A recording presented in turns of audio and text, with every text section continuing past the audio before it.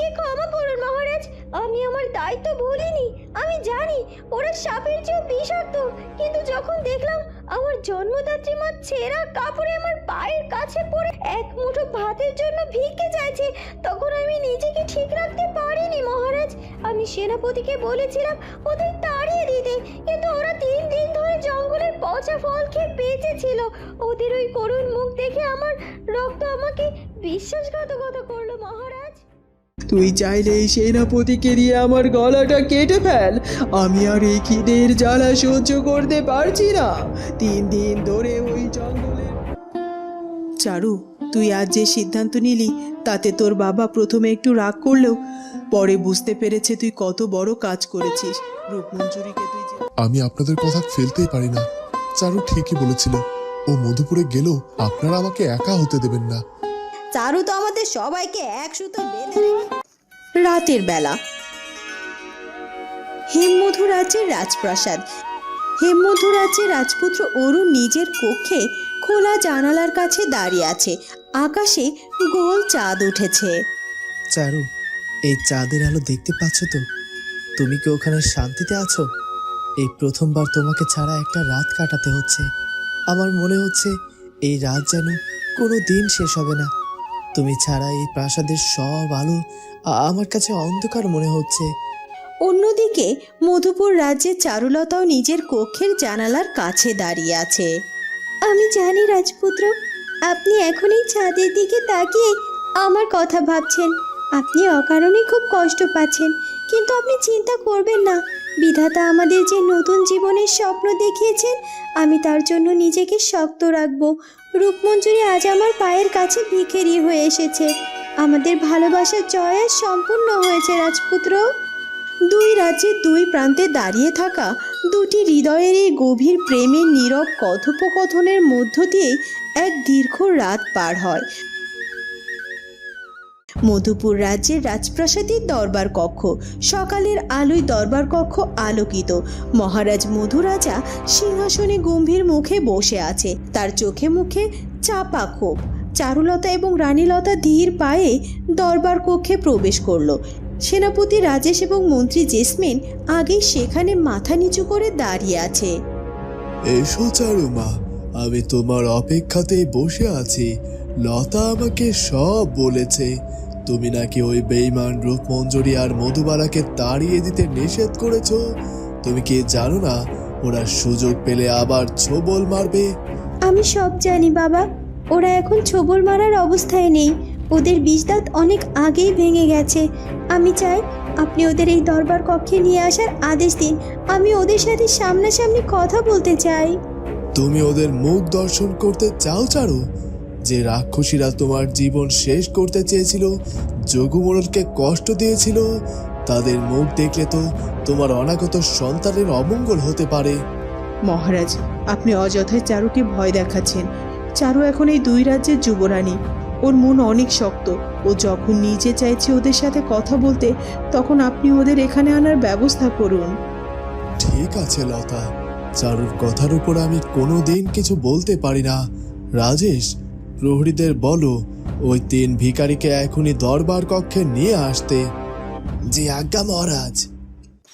দাসীদের পুরনো ঘর। রূপমঞ্জুরি, মধুবালা এবং কালু ভয়ে কাঁপছে। এই শোনো, মহারাজ মধুরাজা তোমাদের দরবার কক্ষে ডেকেছেন। যুবরানী চারুলতাও সেখানে আসেন। তোমাদের বিচার আজ ওখানেই হবে। চলো তাড়াতাড়ি। ওরে বাবা রে, এবার আমাদের জ্যান্ত মাটিতে পুঁতে ফেলবে রে। মহারানী, আমি তো আগে বলেছিলাম এই মধুপুরে না আসতে। তুই চুপ কর কালু, যা হওয়ার তা তো হবে। বিধাতা আমাদের পাপের শাস্তি আজ নিজের হাতেই দেবে। চল রূপমঞ্জুরি, ওঠ। রূপমঞ্জুরি কোনো কথা না বলে শূন্য দৃষ্টিতে উঠে দাঁড়ালো। তার চেহারায় কোনো রাজকীয় দম্ভ নেই, আছে শুধু মৃত্যুর ভয় আর চরম হতাশা। প্রহরীরা তাদের দরবার কক্ষের দিকে নিয়ে চলল। মধুপুরের দরবার কক্ষ। প্রহরীরা রূপমঞ্জুরি, মধুবালা এবং কালুকে নিয়ে প্রবেশ করেছে। ছেঁড়া ময়লা কাপড়ে তাদের চেহারা এতটাই করুণ যে চেনাই দায়।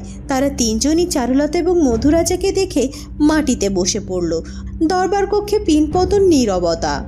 রত্নগরের মহারানী রূপমঞ্জুরি, আজ আপনি আমার চোখের সামনে এই ছেঁড়া কাপড়ে মাথা নিচু করে বসে আছেন। আপনি তো বলেছিলেন আমাকে ভিখারিনী বানিয়ে পথে পথে ঘোরাবেন। আজ বিধাতার কি অদ্ভুত বিচার দেখুন, আপনি নিজেই এক মুঠো ভাতের জন্য আমার বাপের বাড়ির দরজায় এসে ভিক্ষে চাইছেন। চারুলতা, তুই আমাকে যা খুশি বল। তুই চাইলে এই সেনাপতিকে দিয়ে আমার গলাটা কেটে ফেল। আমি আর এই খিদের জ্বালা সহ্য করতে পারছি না। 3 দিন ধরে ওই জঙ্গলের পচা ফল খেয়ে আমার পেটের নাড়ি বুড়ি সব জ্বলে গেছে। আমার সব অহংকার তুই শেষ করে দিয়েছিস চারু। আমি হেরে গিয়েছি, তুই জিতেছিস। চারুমা, আমাকে ক্ষমা করে দে মা। আমরা লোভে পড়ে অন্ধ হয়ে গিয়েছিলাম। জেসমিন কাল রাতে আমাদের একবেলা খেতে না দিলে আমরা তো মরেই যেতাম। তুই আমাদের ঘাড় ধাক্কা দিয়ে ওই গহীন জঙ্গলে দিস না মা। আমরা তোকে কথা দিচ্ছি, আমরা এই প্রাসাদের সবচেয়ে নিচু কাজ করে দিন কাটাবো। তাও আমাদের একটু আশ্রয় দে মা। চুপ কর বেঈমানের দল, তোদের জীব আমি টেনে ছিঁড়ে ফেলবো। চারুমা, তুমি সরে এসো। এদের মুখে তোমার নাম শুনলে আমার রক্ত গরম হয়ে যায়। রাজেশ, তলোয়ার বের করো। দাঁড়ান পিতা, কেউ তলোয়ার বের করবে না। আপনি মৃত্যু চাইছেন রূপমঞ্জুরি? মৃত্যু তো খুব সহজ, এক কোপে সব জ্বালা শেষ। কিন্তু বিধাতা কি আপনাকে এত সহজে মুক্তি দেওয়ার জন্য এই মধুপুরে পাঠিয়েছে? তুই আমাকে কি শাস্তি দিবি চারুলতা? তুই আমাকে জ্যান্ত পুড়িয়ে মারবি? আমি আপনাকে মারবো না রূপমঞ্জুরি। তলোয়ার দিয়ে তো শুধু শরীর কাটা যায়, কিন্তু করুণা দিয়ে মানুষের অহংকার কাটা যায়। আপনি চেয়েছিলেন আমাদের রাজপ্রাসাদ থেকে তাড়িয়ে তাঁতিপল্লীতে ফেলে দিতে। আজ আমি আপনাকে সেই তাঁতিপল্লীতেই পাঠাবো। দিদি, তুমি এদের তাঁতিপল্লীতে পাঠাবে?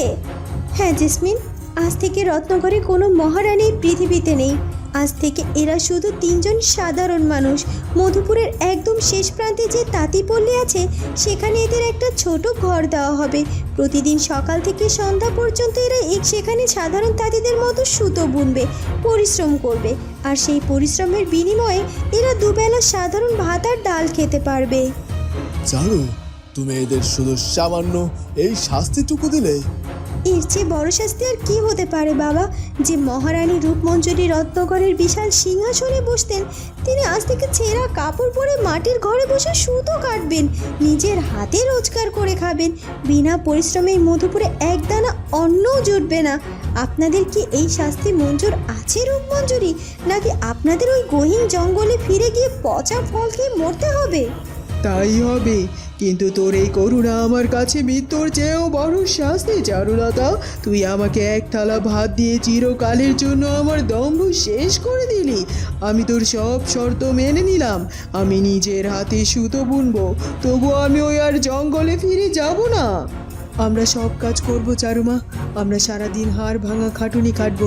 তুই আমাদের প্রাণ ভিক্ষা দিয়েছিস মা। বিধাতা তোর অনাগত সন্তানকে পৃথিবীর সব সুখ দিক। আপনাদের আশীর্বাদের কোনো প্রয়োজন নেই। জেসমিন, এদের এক্ষুনি তাঁতিপল্লীতে নিয়ে যাওয়ার ব্যবস্থা করো। এদের পরনের এই ময়লা কাপড়গুলো পুড়িয়ে সাধারণ সুতোর মোটা কাপড় পরতে দাও। আজ থেকে এই প্রাসাদে এদের ঢোকা সম্পূর্ণ নিষেধ। যথা আজ্ঞা দিদি। প্রহরীরা, এদের নিয়ে যাও। রূপমঞ্জুরি, মধুবালা এবং কালু মাথা নিচু করে প্রহরীদের সাথে দরবার কক্ষ থেকে বেরিয়ে গেল। চারুলতা এক অদ্ভুত এবং চরম শাস্তির সিদ্ধান্তে মধুরাজ এবং রানীলতা অবাক বিস্ময়ে তাকিয়ে রইলেন। হিমমধু রাজ্যের রাজপ্রাসাদে যোগু মোড়লের কক্ষ। দুপুরবেলা যোগু মোড়ল মন খারাপ করে বিছানায় শুয়ে আছে। ওগো, তুমি সকাল থেকে তো কিছুটি মুখে দিলে নে গো। চারু তো মাত্র কাল মধুপুরে গেল, আর তুমি এখনই এমন মন খারাপ করে শুয়ে পড়লে? মেয়েটা তো চিরকালের জন্য যায়নি গো। আমি কি সেটা জানি জয়া, কিন্তু এই প্রাসাদটা চারুকে সারা একদম শ্মশানের মতো লাগছে গো। আচ্ছা, চারু কি ঠিকঠাক মতো পৌঁছাতে পেরেছে? মধুরাজা কি চারুর ঠিকঠাক মতো যত্ন নিছে গো? তুমি অযথাই চিন্তা করছো, লতা দিদির সাথে আছে, মেয়েটার কোনো অযত্ন হবে না। এমন সময় রাজপুত্র অরুণ অত্যন্ত ম্লান মুখে ধীর পায়ে সেই ঘরে এলেন। বাবা, আপনিও কি চারুর চিন্তায় না খেয়ে শুয়ে আছেন? আরে রাজপুত্র, তুমি এসেছো, বসো বসো। চারুকে সারা আমার যে একটু ভালো লাগছে না গো। তুমি কি সকাল থেকে কিছু খেয়েছো? আমি কিচ্ছু খাইনি বাবা, আমার গলা দিয়ে খাবার নামছে না। চারুকে ছাড়া এই রাজপ্রাসাদে আমি যেন হাঁপিয়ে উঠছি। মনে হচ্ছে সব কাজ ফেলে এখনই একটা ঘোড়া নিয়ে মধুপুরে ছুটে যাই। তুমি এমন বাচ্চাদের মতো করলে হয় রাজপুত্র? তুমি তো জানো এই সময়টা চারুর জন্য কতটা জরুরি। পরিবেশ বদলালে চারুর শরীর ভালো থাকবে, আমাদের নতুন অতিথি সুস্থভাবে পৃথিবীতে আসবে। আর তুমি যদি এমন না খেয়ে থাকো তবে সে কথা চারু শুনলে কি কষ্ট পাবে না? জয়া, জয়া ঠিকই বলেছে রাজপুত্র। মানুষের জীবনে অপেক্ষা করাটাও একটা বড় কাজ। তুমি এই কয়টা দিন আমাদের সাথে সময় কাটাও, রাজ্যের সাধারণ মানুষের সাথে কথা বলো, দেখবে সময় কেটে যাবে গো। আপনারা যখন বোঝাচ্ছেন তখন আমি চেষ্টা করব বাবা, কিন্তু আমার মন যে কিছুতেই মানতে চাইছে না। কিরে ক্যাবলা, তুই শাল পাতাগুলো ভালো করে ধুয়ে রেখেছিস তো? হ্যাঁ, রাজপুত্র মশাই সকাল থেকে কিছু খাননি রে। দিদি দিদি বলে গেছে রাজপুত্র মশাইয়ের খেয়াল রাখতে। আমি এই নতুন ক্ষীরের সন্দেশ আর গরম পরাটা নিয়ে রাজপ্রাসাদে নিয়ে যাবো রে। আমি সব ধুয়ে মুছে একদম পরিষ্কার করে রেখেছি ভাবলা। রাজপুত্র মশাইয়ের তো এখন মন খারাপ, তুই গিয়ে একটু হাসি মুখে ওনার সাথে গল্প করে আসবি। আমি এই প্যাকেটগুলো ভালো করে বেঁধে দিচ্ছি। এই দিদি চলে যাওয়ার পর থেকে এই হেমরাজ্যটা কেমন যেন ঝিমিয়ে পড়েছে রে। আমি খাবারটা দিয়ে আসি, তুই দোকানটায় একটু দেখিস কেমন? হ্যাঁ। মধুপুরের তাঁতিপল্লী। জেসমিন সেখানে দাঁড়িয়ে আছে। প্রহরীরা রূপমঞ্জরি এবং মধুবালাকে সাধারণ মোটা সুতোর কাপড় পরিয়ে সেখান থেকে নিয়ে এলো। কালুকে অন্য একটি ঘরে পাঠানো হয়েছে। এই কোনায় তাঁতযন্ত্র রাখা আছে। আগামীকাল সকাল থেকে আপনারা এখানে বসে সুতো কাটবেন। যতগুলো সুতো বুনবেন ঠিক ততগুলো চাল আপনাদের দেওয়া হবে। জেসমিন, তুই তো রাজপ্রাসাদে থাকবি, তুই কি দিনে একবার তোর এই অভাগী মাকে দেখতে আসবি না? আপনি ভুলে যাচ্ছেন, আমি মন্ত্রী জেসমিন, আর আপনি একজন সাধারণ তাঁতি কর্মী। রাজপ্রাসাদের সাথে আপনাদের কোনো সম্পর্ক নেই। চারু দিদি আপনাদের প্রাণ ভিক্ষা দিয়েছে, এর চেয়ে বেশি কিছু আশা করবেন না। আপনারা আপনাদের কাজ করবেন, প্রহরীরা আপনাদের খাবার দিয়ে যাবে। জেসমিন ঠিকই বলেছে মধুবালা, আমাদের আর কিচ্ছু চাওয়ার নেই। আমরা যে জ্যান্ত বেঁচে আছি এটাই বিধাতার বড় কৃপা। তুই যা জেসমিন, আমরা আমাদের এই নতুন ভাগ্য মেনে নিয়েছি। জেসমিন আর কোনো কথা না বলে দ্রুত পায়ে সেখান থেকে চলে গেল। রাতের বেলা মধুপুর রাজ্যের রাজপ্রাসাদ। মধুপুরের চারুলতা নিজের কক্ষের বিছানায় আধশোয়া হয়ে বসে আছে। রানী লতা নিজের হাতে চারুলতাকে খাবার খাইয়ে দিচ্ছে। চারু, তুই আজ যে সিদ্ধান্ত নিলি তাতে তোর বাবা প্রথমে একটু রাগ করলেও পরে বুঝতে পেরেছে তুই কত বড় কাজ করেছিস। রূপমঞ্জুরিকে তুই যেভাবে তাঁতিপল্লীতে পাঠালি এটা ইতিহাসের পাতায় লেখা থাকবে রে মা। মা, প্রতিশোধ নিলে তো মনে শান্তি পাওয়া যায় না। আমি শুধু ওদের বুঝিয়ে দিলাম যে অহংকারের পতন কত ভয়ঙ্কর হতে পারে। আমি এখন খুব শান্তিতে আছি মা, শুধু রাজপুত্রর জন্য একটু চিন্তা হচ্ছে। উনি হয়তো না খেয়ে মুখ গোজ করে বসে আছে। তুই অরুণকে নিয়ে চিন্তা করিস না, যোগু ভাই জয়া ওখানে আছে, ওরা ঠিক অরুণকে সামলে নেবে। তুই এই দুধটুকু খেয়ে এবার শান্তিতে ঘুমোতো। ওদিকে হেমমধু রাজ্যে রাজপুত্র অরুণের কক্ষ। অরুণ জানালার কাছে দাঁড়িয়ে আছে। জয় একটি খাবারের থালা নিয়ে ঘরে এলো। রাজপুত্র, ভ্যাবলা তোমার জন্য যত্ন করে বানিয়ে পাঠিয়েছে। তুমি সারা দিন কিচ্ছুটি খাওনি, এবার অন্তত এই খাবারটুকু মুখে নাও তো। জয়া মা, আপনারা আমাকে এত ভালোবাসেন যে আমি আপনাদের কথা ফেলতেই পারি না।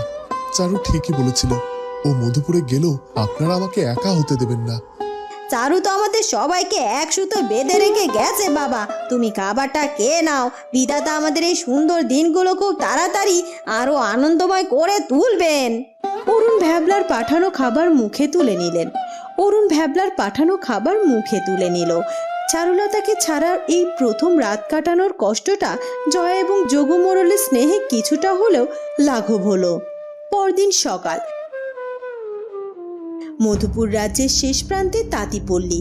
তাদের দুজনের চোখ মুখ বসে গেছে।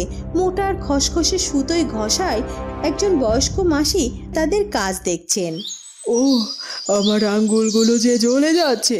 সারা জীবন আমি রেশমি সুতোর নরম কাপড়ে হাত দিয়েছি, আর আজ এই মোটা পাটের সুতোয় আমার চামড়া কেটে ফেলছে। আমি আর পারছি না মধুবালা, এর চেয়ে ওই দরবার কক্ষে আমার মরে যাওয়া উচিত ছিল। এখন আর ওসব ভেবে কি লাভ রূপমঞ্জুরি? মরে যাওয়াটা তো সোজা, কিন্তু বেঁচে থেকে কষ্ট করাটা যে আসল শাস্তি। তুই সুতো কাট, না হলে আজ দুপুরে তাঁতিমাসি আমাদের এক দানা ভাতও দেবে না। আমি তো খিদের কথা ভেবে আমার হাতের এই জ্বালা ভুলে গিয়েছি। তোমরা নিজেদের মধ্যে কি এত ফিস ফিস করছো? হাত চালাও।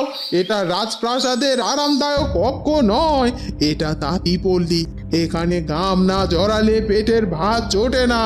আমাদের যুবরানী মা অনেক দয়ালু বলে তোমাদের ভিখারি থেকে কাজ করার সুযোগ দিয়েছে, কিন্তু মনে রেখো, কাজের ফাঁকি কিন্তু একদম চলবে না। আমি কোনো কাজে ফাঁকি দিচ্ছি না মাসি, আমি শুধু কাটছি। আমাকে দুপুরে এক মুঠো ভাত দিও, আমি এই হাতের ব্যথা নিয়েও কাজ করব। আমার সব অহংকার এই চরকার সুতোয় আজ ঘষে ঘষে শেষ হয়ে যাচ্ছে। বিধাতা আমাদের পাপের ঠিক হিসাবে নিচ্ছেন রূপমঞ্জুরি।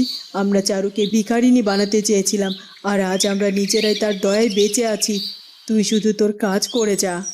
বন্ধুরা, কি হতে চলেছে এরপর সেটা জানবো আমরা চারুলতা গল্পের পরবর্তী পর্বে। আর আমাদের আজকের পর্বটি ভালো লাগলে অবশ্যই আমাদের চ্যানেলটিকে সাবস্ক্রাইব করে দিও। দেখা হবে নতুন পর্বে। ধন্যবাদ।